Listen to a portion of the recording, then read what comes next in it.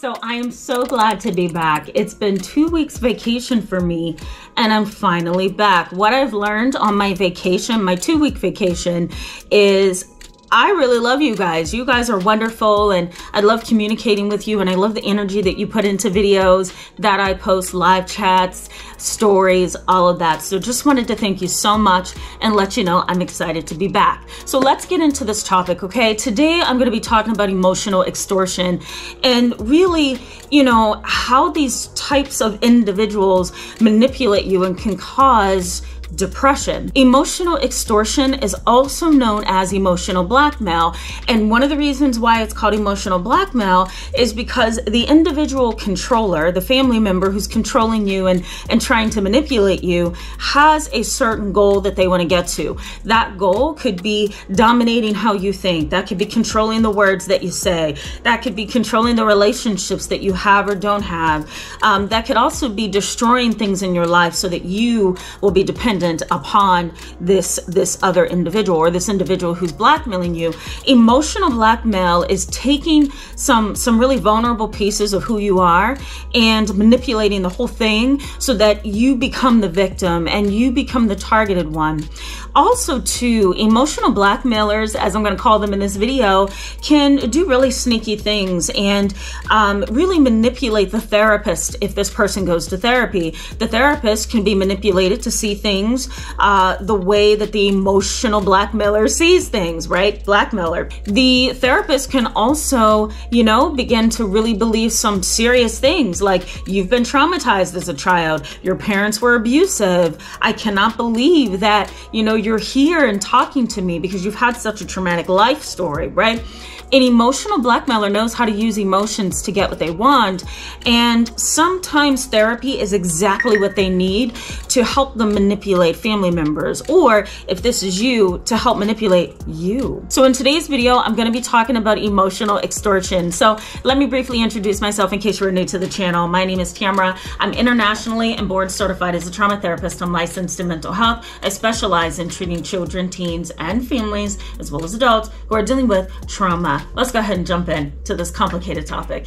I'm just going to get right into this, guys, because this is a pretty interesting topic. And, you know, there's a lot of different ways I could take this video. And, you know, we actually could have a whole series on emotional extortion, but I'm going to kind of condense this so that you can get some quick and practical facts about what's going on here. And then I'm going to come back in another video or a live chat and we'll talk about it there some more. So, you know, these individuals who emotionally extort you or blackmail you could be, you know, just a tactic to just control your life and manipulate you and use you for things that they want. But it can also be a tool and a weapon of a narcissist, of a sociopath, of a person within your family that feels that they are entitled to something or feels that they are owed something.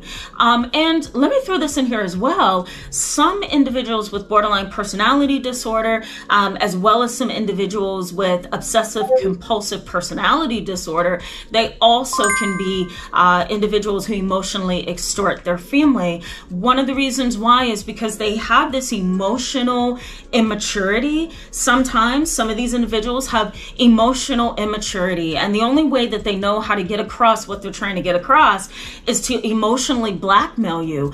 And that could be running off to a family member and saying, hey, my mom really abused me. I never told you she abused me. And one of the reasons why is because I was afraid to open up and my mom needs a lot of help and I don't want to deal with this anymore, so I'm going to become one of those family members who's going to walk away and be estranged, but I know I need to do this because she was abusive. Have you seen a family member like that? Have you seen and heard of a family member like that? And your reaction is probably pure shock, right? Because you know that isn't true, but in their mind and in their heart, they've made it a reality. The underlying issue with people who emotionally blackmail is that they see things in a skewed and contorted way to fit their narrative so that they can continue to emotionally blackmail you. It's dirty. So let me tell you what these blackmailers actually like: inconsistent responses. So let's say, for example, you have a family member who's emotionally blackmailing you. You don't know how to manage them.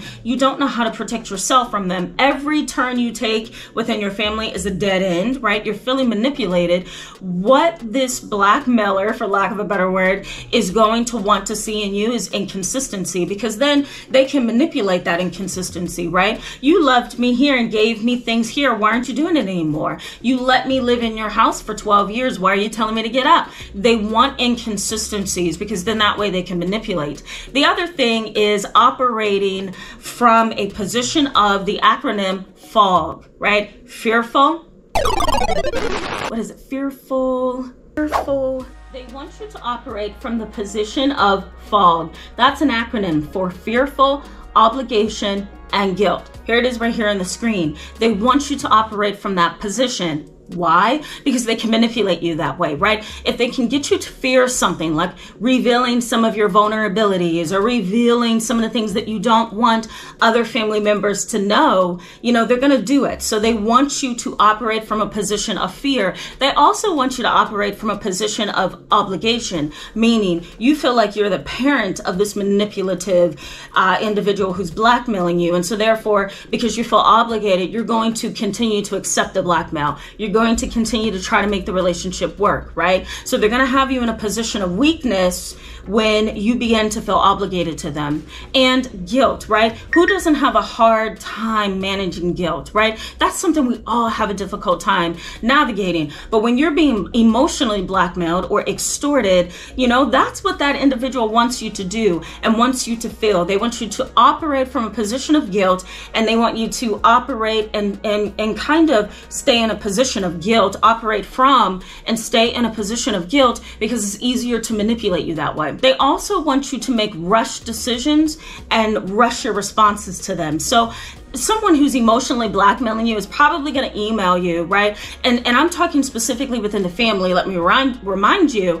But if, let's say, for example, this family member is emailing you, right? And it feels like a 20-page email. You read through it, and at the end of the email, they say, and by the way, or P.S., please respond within 3 days of getting this email, right? That's an attempt to get you to rush and make a decision. Rush and really give them a response that's probably not going to be a healthy response.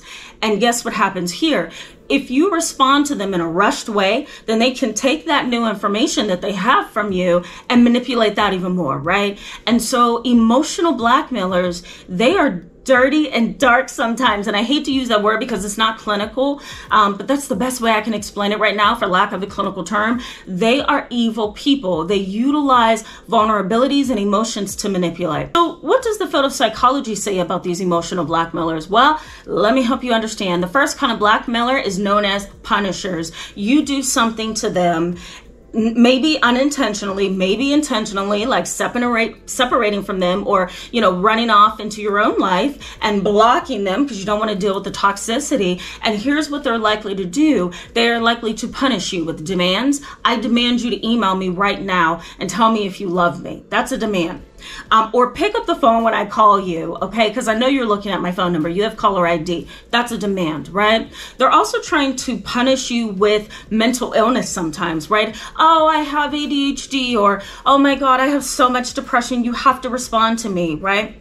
So that's another way to punish you. Another way to punish you is to say, I have severe depression with psychosis. I'm seeing and hearing things, and it's because of you, right? So they're punishing you. The other piece of this is they can punish you with, I can't, right? I can't meet you for dinner because you've hurt me. I can't talk to you on the phone because you trigger my trauma, right? I can't. And let me just clarify here. Some of this may be typical for most families, right? To kind of deal with punishers. But when you're talking about emotional extortion, you're talking about pure manipulation. And this family member may not have any of these issues, right? They may not have a mental illness. They may not be traumatized, right? They may also not have depression or anxiety, but they will pull that and label themselves that, so that they can get a leg up on you. They may also threaten you. If you don't show me that you love me, then I'm going to tell grandma that you had an affair. Threats, right? The last thing is stonewalling. They put up a brick wall and they are not going to talk to you. They don't want to talk to you, right? They want things to go their way. The next, self-punishers. Now, these kind of individuals are, you know, pretty complicated because they share suicidal thoughts and threats. They engage in self-injurious behaviors. They also may express or exhibit homicidal ideation, meaning they're having thoughts of killing someone else. And these self-punishers are individuals who will attack themselves and harm themselves because they want to get over on you, right? I was in the hospital all month last month, and what did you do? You didn't come to see me. You don't love me, right? That's what they want to be able to do. They want to be able to hold what it is they can over your head so that you fear retaliation from them, or you fear that they're going to, you know, turn other family members against you. Remember the acronym FOG right here on the screen. Fearful, obligation, and guilt. That's what they're operating from. And they want you to feel that same way. They don't, how am I going to put this here? I'll put it this way. They're passive aggressive. They express themselves with sighs and S-I-G-H, sighs. Is that right? Okay, that's right, I think. They also get over on you by being passive aggressive. You can sense in the room that they are angry with you. And when you try to address them, you recognize that, oh my God, you know, they're saying that they're not angry with me. And therefore now I feel stupid for bringing it up, but I feel they're angry with me. They're just not admitting it, right? So sufferers will go to whatever extent they need to go to suffer to get back at you. Tantalizers. These individuals give, you know, praise and, you know, rewards and reinforcement for you doing exactly what they want. So let's say, for example, a family member is blackmailing you and they sent you a 20-page email demanding that you apologize to them for all the years that you have traumatized them, for example, and you respond to that email by apologizing and placating and supporting. And guess what happens, right? Guess what happens? They give you praise. They reinforce you. Thank you so much for being there for me. Thank you so much for apologizing to me, right? They also, you know, are very sneaky with their tactics, and they want you to admit something that doesn't deserve admitting because it never existed, right? So these individuals are called tantalizers.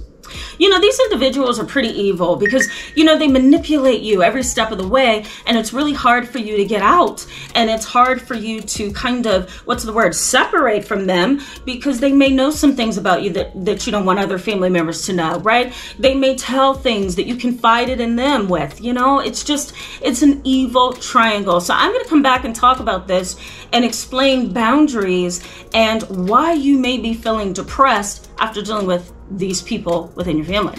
Thank you so much for being with me in today's video. Go ahead and hit that subscribe button so that you can stick around and get all my notifications by hitting that bell button so that every time I post something, you'll know when I'm posting things, right? So I will see you guys in the next video and hopefully live. Bye-bye.